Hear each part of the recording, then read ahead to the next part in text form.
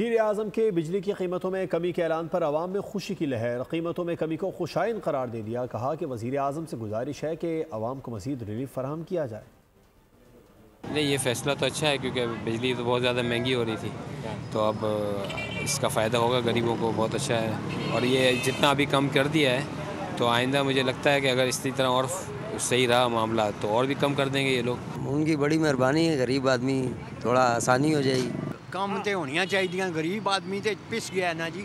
महंगाई है तो हर बंदा अपनी मर्जी नाल रेट ला रहा है। यार अच्छा काम ही है, इन्होंने बिजली सस्ती कर दी है। ज़्यादा जो है ना निज़ाम बिजली की वजह से जो है ना ख़राब हुआ है, क्योंकि गरीब आवाम जो है वो पैसे उनके पास है नहीं, वो बिजली के बिल कहाँ से दें। वो बिल्कुल फायदा हुआ है, अगर सस्ती हुई है बिजली फिर तो फायदा ही है भाई।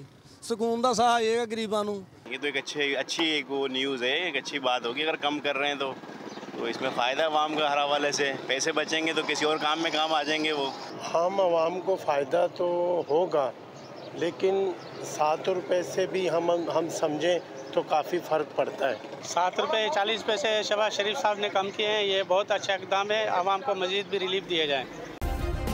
सब्सक्राइब करें और बेल दबाएं ताकि कोई खबर रह न जाए।